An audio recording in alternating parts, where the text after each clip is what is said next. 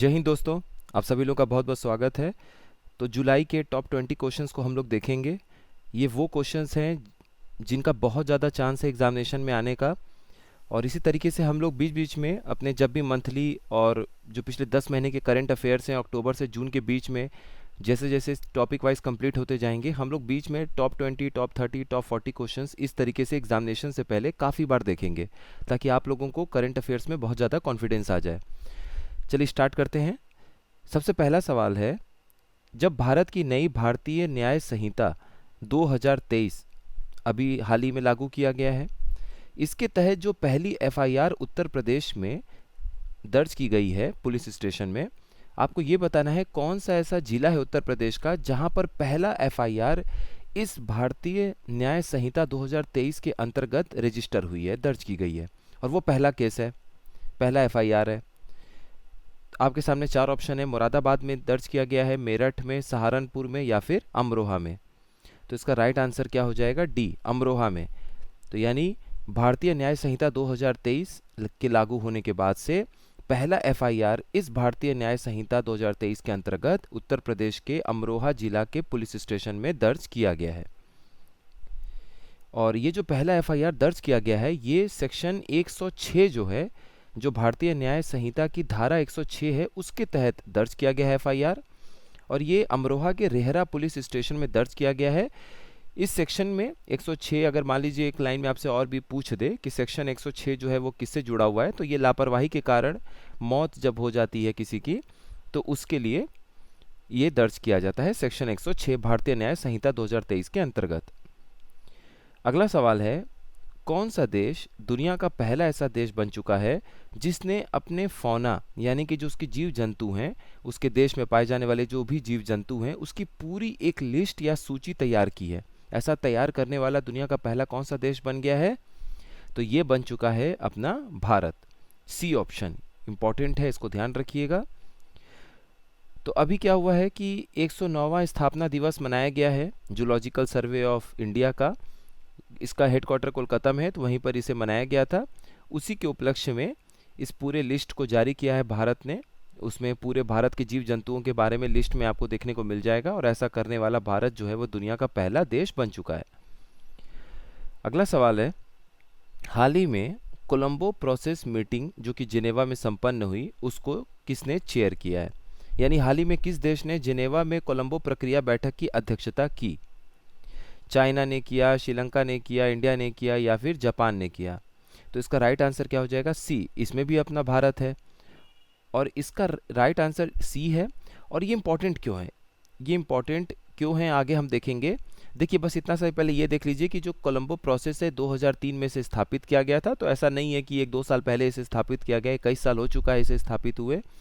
इसमें जो 12 देश हैं एशिया के, वो इसमें आते हैं, बैठक होती है, बातचीत होती है, और उसमें जो है बातचीत होती है कि कैसे जो विदेश में होने वाले रोजगार के अवसर हैं, वो अपने देश से बाहर जाने वाले जो लोग हैं उनकी सुख सुविधा को कैसे देखी जाए, और विदेश में जो भी रोजगार के अवसर है उसको कैसे बढ़ाया जाए, इस सब चीज़ों पे बातचीत होती है। और भारत जो है वो इस कोलंबो प्रोसेस, जो कोलंबो प्रक्रिया है, उसकी बैठक की पहली अध्यक्षता किया है। तो पहला अध्यक्षता किया है भारत अभी तक में, इसीलिए ये इम्पोर्टेंट है।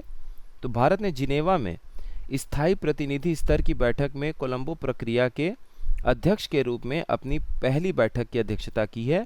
एक बात और याद रखिएगा, जिनेवा में ही आपको इंटरनेशनल ऑर्गेनाइजेशन फॉर माइग्रेशन जो है उसका हेडक्वार्टर देखने को मिलता है, वहीं पर ये बैठक हुई थी। तो इसे हम अंतर्राष्ट्रीय प्रवासन संगठन भी कहते हैं। उसी के मुख्यालय में, जो कि जिनेवा में स्थित है, वहाँ पर ये बैठक भारत ने किया था। हाल ही में डीक स्कूफ किस यूरोपीय देश के प्रधानमंत्री नियुक्त हुए हैं? स्विट्जरलैंड के, ग्रीस के, बेल्जियम के या फिर नीदरलैंड्स के? तो जो डीक स्कूफ हैं, ये नीदरलैंड्स के प्रधानमंत्री बने हैं। अब देखिए, यहाँ पर एक इम्पॉर्टेंट अभी करंट अफेयर है जो कल की डेट में अपडेट हुआ है। ओलंपिक्स खेल अपने कंप्लीट हुए हैं। ओलंपिक के ऊपर भी आप लोगों को एमसीक्यू मिल जाएगा प्रॉपर तरीके से। नीदरलैंड्स ने एक रिकॉर्ड बनाया है हॉकी में। ओलंपिक्स में कभी भी किसी देश ने 2-2 गोल्ड मेडल नहीं जीता, यानी पुरुष और महिला दोनों में ही जो हॉकी का कंपटीशन हुआ उसको किसी भी देश ने दोनों ही मैचेस नहीं जीते हैं फाइनल के। नीदरलैंड्स ने मेंस और वुमेन दोनों ही हॉकी के जो मैच हुए हैं उसमें गोल्ड मेडल जीता है। जहाँ तक बात है मेंस की, तो मेन का जो है पुरुषों में जो हॉकी का टूर्नामेंट जीता है, हॉकी का ओलंपिक गोल्ड मेडल जीता है नीदरलैंड्स ने, उसने फाइनल में जर्मनी को हराया 3-1 से। एक एक की बराबरी हो चुकी थी, उसके बाद पेनाल्टी शूट आउट हुआ था तो उसमें नीदरलैंड्स ने हरा दिया जर्मनी को। और ठीक यही कहानी दोहराई गई महिलाओं में। तो जो वुमेन्स वाला हॉकी का मैच हुआ था उसमें चाइना जो है वो फाइनल में पहुंचा था और नीदरलैंड्स ने चाइना के साथ भी 1-1 की बराबरी की हुई थी और 3-1 से फाइनल में हरा दिया था। और यही डी किस्कूफ हैं जिनको आप देख सकते हैं, ये नीदरलैंड्स के प्रधानमंत्री बने हैं। हाल ही में कौन सी आईएएस अधिकारी हैं सुजाता सोनिक जो किसी राज्य की पहली मुख्य सचिव बनी है? आपको ये बताना है वो कौन सा राज्य है जिसकी पहली मुख्य सचिव कोई महिला बनी है और उनका नाम क्या है? सुजाता सोनिक जी। तो चीफ सेक्रेटरी जो होता है, मुख्य सचिव का जो पद होता है, वो अपने राज्य का सबसे बड़ा एक अधिकारी का पद होता है और आपको बताना है कि वो कौन सा राज्य है। तो ये राज्य है आपका सी यानी कि महाराष्ट्र। और सुजाता सोनिक जी को आप ये देख सकते हैं, सुजाता सोनिक को महाराष्ट्र की पहली महिला मुख्य सचिव नियुक्त किया गया है। अगला सवाल है भारत और कौन सा ऐसा देश है जिसके बीच में एक्सरसाइज नोमैडिक एलिफेंट हाल ही में शुरू हुआ है? यानी हाल ही में भारत और किस अन्य देश के साथ नोमैडिक एलिफेंट नाम का एक अभ्यास शुरू हुआ है?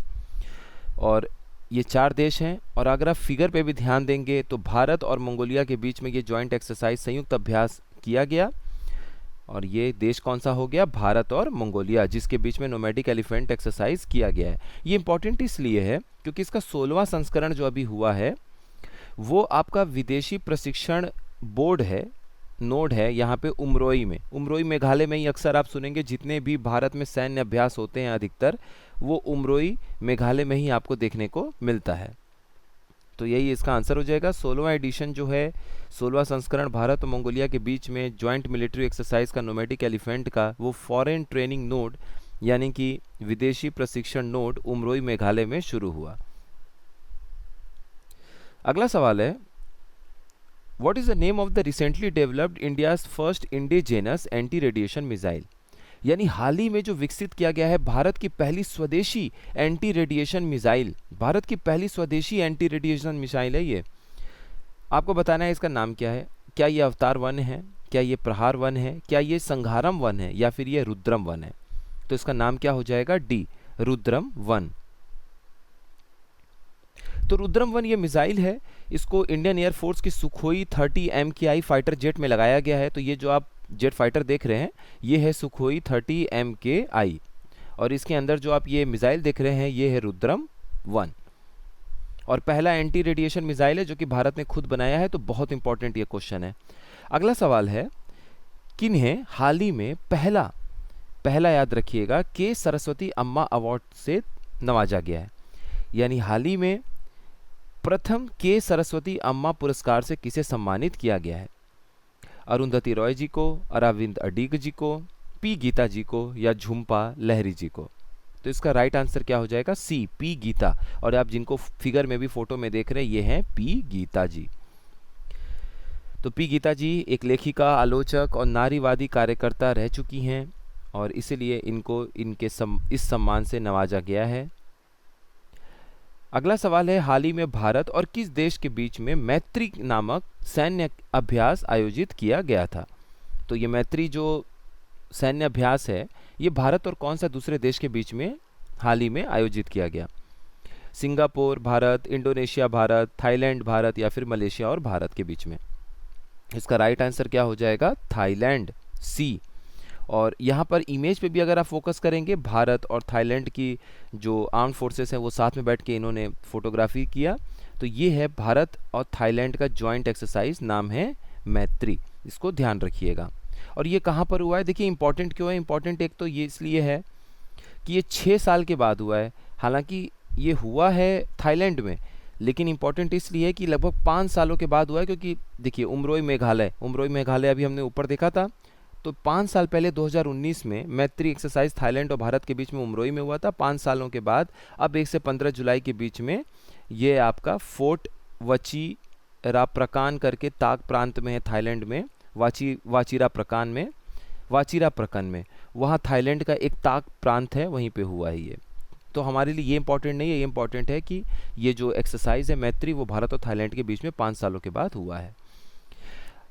हाल ही में शंघाई कोऑपरेशन ऑर्गेनाइजेशन यानी शंघाई सहयोग संगठन का 10वां मेंबर कौन बना है, ये बताना है आपको। आपके सामने 4 ऑप्शन है। यूरोप का ये देश है रोमानिया, बुल्गारिया, फिनलैंड या बेलारूस। तो इसका राइट आंसर क्या हो जाएगा? D, Belarus.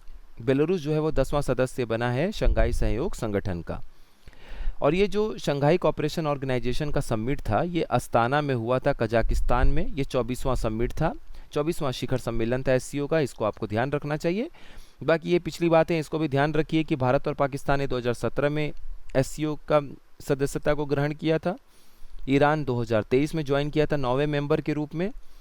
और अगर आप शुरुआत की बात करेंगे तो एससीओ की शुरुआत शंघाई 5 के नाम से हुई थी। 1996 की ये बात थी। तब इसमें चाइना, रशिया, कजाकिस्तान, किर्गिस्तान और ताजिकिस्तान हुआ करते थे। इसे इसलिए बनाया गया था क्योंकि देखिए 1991 में क्या हुआ था, यूएसएसआर टूटा था। यूएसएसआर के टूटने के बाद जो चाइना का पश्चिमी बॉर्डर था वहाँ पर उसे उग्रवादी संगठन और उग्रवाद एक्सट्रीमिस्ट एक्टिविटीज़ जो थी, ऐसी गतिविधियाँ, उग्रवाद गतिविधियों के होने का पूरा संशय था। और इसलिए उसने वहाँ पर शांति कायम रखने के लिए मध्य एशिया में, सेंट्रल एशिया में इस तरह के संगठन को बनाने की बात की थी। तो वहीं से इसकी शुरुआत हुई और आज इसका 10वां मेंबर बेलारूस बन चुका है। कायर स्टारमर जो हैं, कीर स्टारमर, वो अभी हाल में ही कौन से ब्लॉक या किस देश के प्रधानमंत्री बने हैं? बेल्जियम के बने हैं, स्पेन के बने हैं, इटली के बने हैं या फिर यूनाइटेड किंगडम यूके के बने हैं? ये फिगर में आप देख सकते हैं, ये हैं कीर स्टारमर। तो ये बने हैं यूनाइटेड किंगडम यूके के, ये बने हैं नए प्राइम मिनिस्टर। अभी हाल ही में यूके में देखिए चुनाव संपन्न हुआ जिसमें ऋषि सुनाक जो थे वो कंजर्वेटिव पार्टी के थे, तो वो तो हार गए चुनाव। और लेबर पार्टी जो है उनकी बहुत भयानक जीत हुई है, 410 सीटें उन्होंने जीता है 650 सीटों में, तो वाकई काफ़ी बड़ी जीत है ये। अगला सवाल है, हाल ही में भारत सरकार ने संविधान हत्या दिवस यानी कॉन्स्टिट्यूशन मर्डर डे अनाउंस किया है। ये अनाउंस किया है इमरजेंसी जो लगाई गई थी 1975 में, उसे याद करते हुए, उसकी स्मृति में। तो आपको ये बताना है कि कौन सा ऐसा दिन है, कौन सा ऐसा डेट है जिसे संविधान हत्या दिवस भारत सरकार ने घोषित किया है। तो ये डेट कौन सा है? ये डेट है बी, 25 जून। इसको ध्यान रखिएगा। तो पूर्व प्रधानमंत्री जो हैं श्रीमती इंदिरा गांधी जी, उनके नेतृत्व वाली सरकार ने देश के तत्कालीन राष्ट्रपति महोदय भी अगर आप ध्यान रखेंगे तो अच्छी बात है, हो सकता है कि स्टेटमेंट जोड़ दिया जाए। तो उस समय के राष्ट्रपति जी थे फ़खरुद्दीन अली अहमद जी। उन्होंने अनुच्छेद 352 यानी आर्टिकल 352 का उपयोग करके भारत में आंतरिक आपातकाल की स्थिति घोषित की थी। उन्होंने सलाह दिया था और फिर कैबिनेट ने ये इमरजेंसी को लगा दिया था। ध्यान देने वाली बात ये है कि उस समय एक ग्राउंड हुआ करता था इंटरनल डिस्टर्बेंस, जो आंतरिक डिस्टर्बेंस है उसके आधार पे भी आप लगा सकते थे। अब ऐसा नहीं हो सकता है। अब जब तक सशक्त विद्रोह नहीं होगा, आर्म्ड रेबेलियन नहीं होगा, ये उस ग्राउंड को चेंज कर दिया गया है। पहले इंटरनल डिस्टर्बेंस था, अब उसको आर्म्ड रेबेलियन कर दिया गया है। मतलब अब आप समझ लीजिए कि सशक्त गतिविधि, सशक्त तरीके से जब तक विद्रोह नहीं होता है तब तक आप आंतरिक आधार पे इमरजेंसी को नहीं लगा सकते हैं। बाकी तो युद्ध है या मान लीजिए एक्सटर्नल अग्रेशन है, यानी किसी भी तरीके से कोई बाहरी देश आक्रमण कर दे या युद्ध हो जाए, तो ये 2 बाहरी कारण है और एक आंतरिक कारण है आपका कि भारत में ही सशक्त विद्रोह हो जाए, आर्म्ड रिबेलियन, तब आप इमरजेंसी को लगा सकते हैं 352 अनुच्छेद के अंतर्गत। अभी हाल ही में जो अपनी एयरफोर्स है वो कौन से देश गई है पीच ब्लैक एयरफोर्स एक्सरसाइज में भाग लेने के लिए? तो भारतीय वायुसेना किस देश के साथ पिच ब्लैक अभ्यास आयोजित जहां हो रहा है वहां पर जा रही है? तो आपको ये बताना है कि कौन सा ऐसा देश है जहां पर ये पिच ब्लैक अभ्यास आयोजित होगा। तो जाहिर सी बात है कि वहां पर वो अभ्यास आयोजित हो रहा है, तो भारत उस देश के साथ इस पिच ब्लैक अभ्यास में शामिल हो रहा है। अब चार आपके सामने ये ऑप्शन है, रशिया, फ्रांस, ऑस्ट्रेलिया और जापान। तो इसका राइट आंसर हो जाएगा ऑस्ट्रेलिया। ऑस्ट्रेलिया में भारत गया हुआ है पिच ब्लैक एक्सरसाइज के लिए। ये एयरफोर्स जो भी हैं उनका एक्सरसाइज होता है और इसमें कई सारे देश हिस्सा लेते हैं। भारत भी एक देश है जो कि इसमें जाके हिस्सा ले रहा है। और ध्यान देने वाली बात यह है कि चूंकि ये 2 साल में एक बार होती है, तो जाहिर सी बात है कि ये 2024 2025 दोनों में पिच ब्लैक एक्सरसाइज का नाम कभी पूछा जाएगा तो सेम क्वेश्चन यही बनेगा। और इसमें लगभग 20 देश जो हैं वो इसमें शामिल होते हैं। और एक खास बात ये है कि ये पिछले 43 साल से आयोजित हो रहा है, यानी हर दूसरे साल पर एक बार होता है। तो ये जो इसका संस्करण है, ये अब तक का सबसे बड़ा संस्करण है जिसमें 20 देश जो हैं वो शामिल होंगे। हर साल वर्ल्ड पॉपुलेशन डे यानी कि विश्व जनसंख्या दिवस मनाया जाता है। आपको ये बताना है कि कौन से डेट को मनाया जाता है। तो ये मनाया जाता है 11 जुलाई को।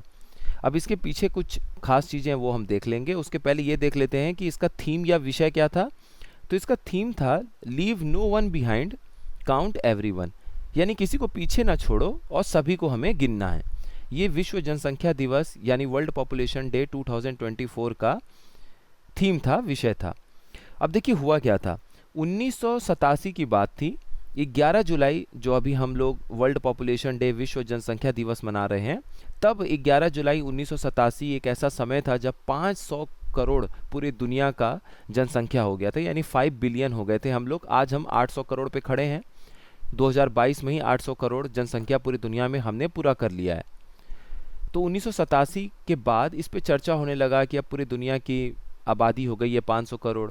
तो साल 2 साल इस पे चर्चा हुई कि क्या कदम उठाने चाहिए, कौन से देशों को ज़्यादा मदद की ज़रूरत है, और भी बहुत सारी चीज़ों पे बातचीत हो रही थी।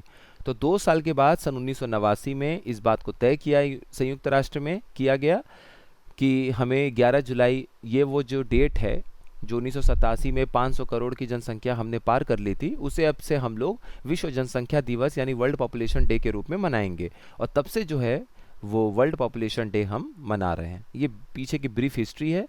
हो सकता है कभी, आजकल वैसे भी पेपर में 1-2 लाइन बहुत टफ क्वेश्चंस में डाल दिए जा रहे हैं, तो हो सकता है इस तरह की लाइन भी डाल दी जाए, तो ध्यान रखिएगा। हाल ही में विश्व स्वास्थ्य संगठन WHO ने एक नया ऑनलाइन प्लेटफॉर्म चालू किया है।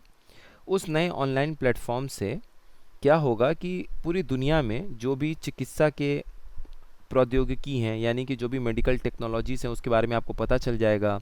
उस वेबसाइट को देखने से आपको जो नए नए उपकरण आ रहे हैं, मेडिकल डिवाइस आ रहे हैं, उनके बारे में आपको पता चल जाएगा। तो आपको बताना है कि ये जो प्लेटफॉर्म है, ऑनलाइन प्लेटफॉर्म, ये जो ऑनलाइन वेबसाइट है, इसका क्या नाम रखा है WHO ने, विश्व स्वास्थ्य संगठन ने। मेडडेव रखा है, मेडडेविस रखा है, मी डिवाइस रखा है, या ग्लोब डेविस रखा है। तो इसका राइट आंसर क्या हो जाएगा? बी।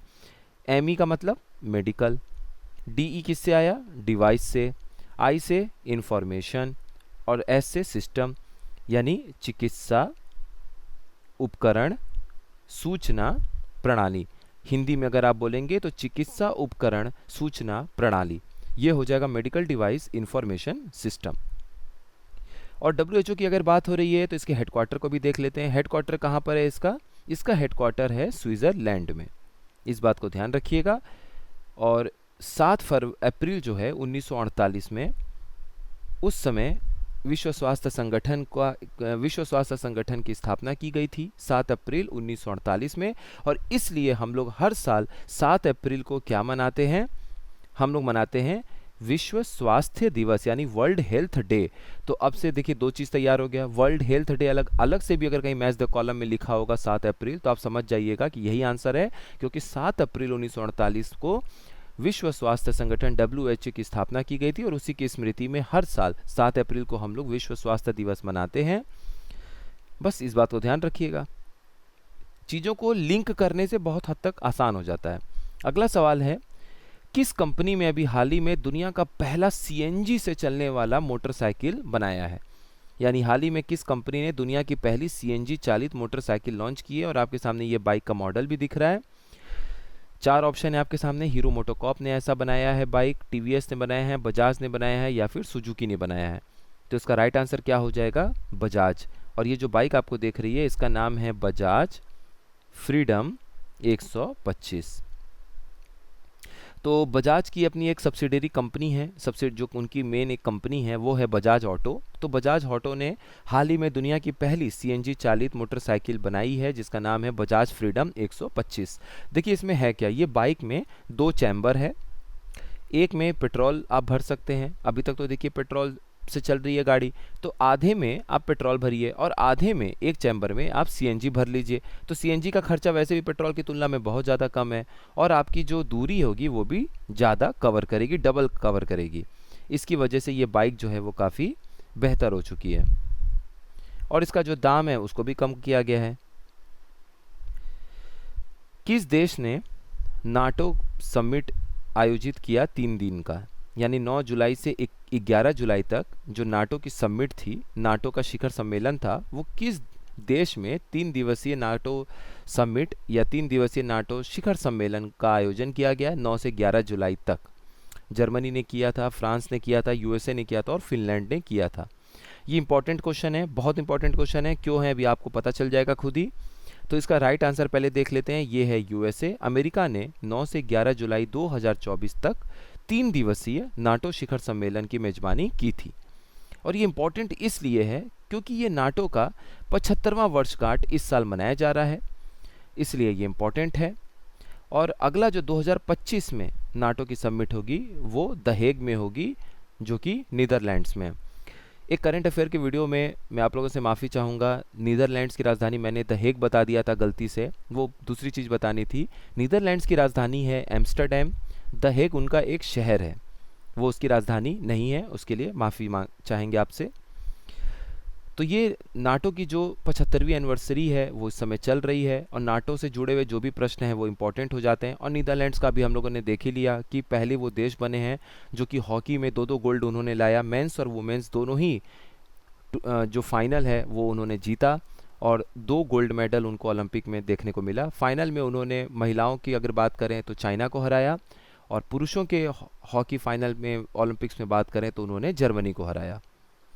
नाटो के बारे में थोड़ी सी और चीज़ देख लेते हैं क्योंकि 75वां एनिवर्सरी पूरा हुआ है तो हो सकता है यहाँ से प्रश्न बने। तो आज से 75 साल पहले 4 अप्रैल की अगर हम बात करें 1949 में, तो नाटो की स्थापना की गई थी और नाम से ही पता चल रहा है नॉर्थ अटलांटिक ट्रीटी ऑर्गेनाइजेशन, यानी उत्तर अटलांटिक संधि संगठन। अटलांटिक महासागर वो है जो आपका बाईं तरफ अगर आप देखेंगे तो कनाडा, यूएसए, मेक्सिको इनको अलग करता है और इधर आप देखेंगे तो यूरोप को अलग करता है। तो ये सारे देश मिलकर एकजुट होकर एक मिलिट्री ब्लॉक बनाते हैं, आर्मी का एक मिलिट्री अलायंस यानी कि ये सैन्य गठबंधन बनाते हैं। तो याद रखिएगा ये एक अंतर सरकारी सैन्य गठबंधन है जिसे हम इंटर गवर्नमेंटल मिलिट्री अलायंस भी बोलते हैं, ठीक है। इसमें अभी 32 मेंबर्स हो चुके हैं। 31वां जो मेंबर था वो फिनलैंड था और 32वां मेंबर जो लेटेस्ट बना है वो स्वीडन है। तो याद रखिएगा, आपसे ये भी पूछ सकता है कि टोटल इसमें कितने मेंबर हैं, हो सकता है 40-50 कुछ इस तरीके से लिख के दे दें ऑप्शन में, और कौन कौन से नए मेंबर ऐड हुए हैं वो आपको पता होना चाहिए। हेडक्वार्टर इसका हम बात करें तो ब्रसल्स में है जो कि बेल्जियम में है।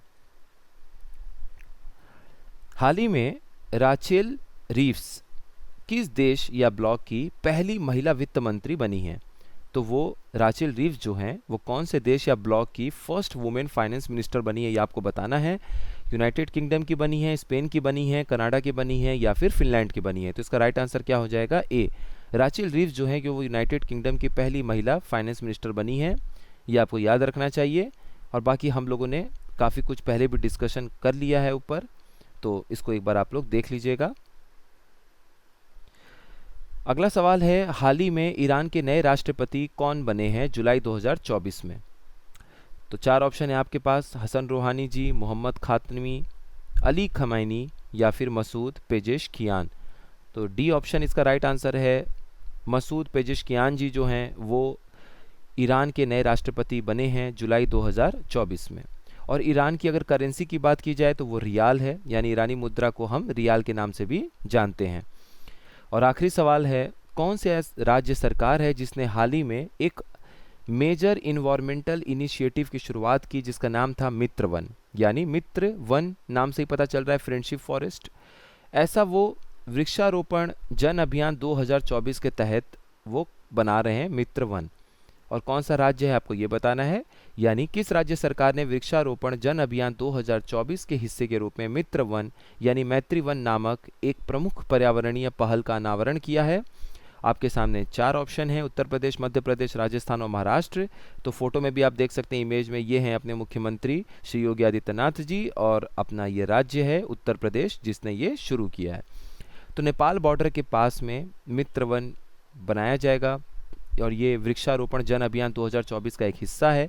इसमें कई तरह के वनों के नाम आपको देखने को मिलेंगे, जैसा शक्ति वन सुनने को मिलेगा, युवा वन सुनने को मिलेगा, बाल वन सुनने को मिलेगा। इस तरीके से बहुत सारे नामों पर वनों की स्थापना की जाएगी।